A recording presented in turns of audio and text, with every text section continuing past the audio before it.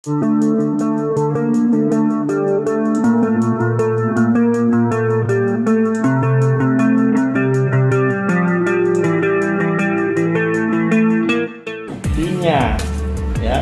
tidak boleh juga kasus ini menggelinding karena misalnya Pak Arsul terus menginginkan, nggak boleh begitu. Karena kalau penegakan hukum itu harus dasarnya fakta dan bukti. Tetapi prosesnya harus dijalankan. Tidak bisa juga belum ada penyelidikan dan penyidikan. Misalnya kalau sudah dipilih, yang lain itu nggak ada buktinya, nggak bisa begitu juga.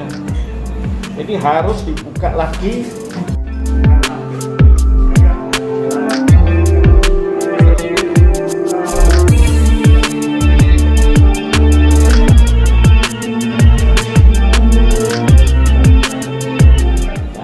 Renumerasi atau insentif RSUD Kraton itu tadinya disidik oleh Krimsus Polda, ya maka saya sampaikan kepada Pak Kapolda, dan tadi saya WA juga Pak Dir Krimsusnya, Pak siapa itu, Johnson siapa.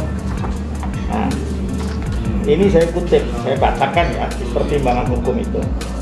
Menimbang bahwa selanjutnya berdasarkan hasil pemeriksaan di persidangan, baik dari keterangan saksi-saksi, keterangan ahli, bukti surat, dan barang bukti yang diperlihatkan, diketahui bahwa insentif yang diberikan kepada para pejabat di lingkungan pemerintah Kabupaten Pekalongan merupakan satu kebiasaan yang dilaksanakan secara terus-menerus oleh pimpinan RSUD Kraton, sehingga jelas ada pihak-pihak lain yang melakukan bagian perbuatan, ada peran hingga dapat terwujudnya delik atau tindak pidana secara betul, yaitu orang-orang yang secara langsung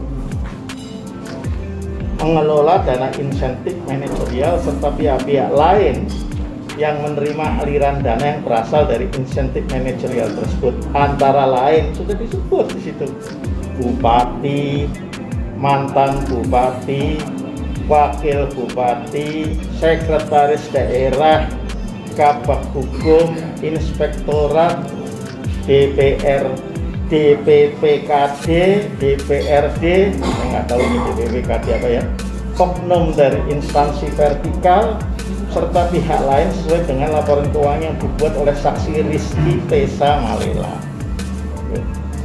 Menimbang bahwa berdasarkan pertimbangan sebagaimana tersebut di atas, oleh karena dalam perkara aku telah terlihat adanya hubungan kerjasama yang sangat erat yang tidak dapat dipisahkan antara satu dengan lainnya dari masing-masing peserta untuk mewujudkan suatu tujuan, yaitu terjadinya delik atau tindak pidana. Dengan kata lain, bahwa perbuatan pidana atau delik tersebut tidak mungkin dapat dilakukan secara sendiri-sendiri oleh terdakwa tanpa ada peran dari pihak lain, serta untuk menjamin agar asas equality before the law, persamaan dalam hukum, tidak hanya menjadi slogan bagi prinsip penegakan hukum di Indonesia, maka sudah seharusnya, yang harus digarisbawahi, maka sudah seharusnya penuntut umum juga mendudukkan pelaku lain selain para terdakwa dalam perkara yang terpisah. Dan yang namanya putusan pengadilan itu satu alat bukti.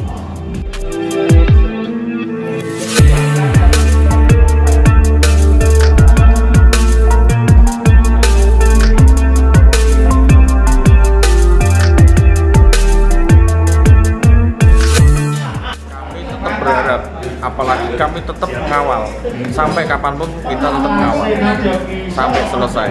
Seharapkan kami Pak Arsul itu mudah-mudahan bisa mengemban amanat dari masyarakat supaya tindak pidana yang dilakukan oknum itu cepat selesai atau dipersidangkan atau disidangkan.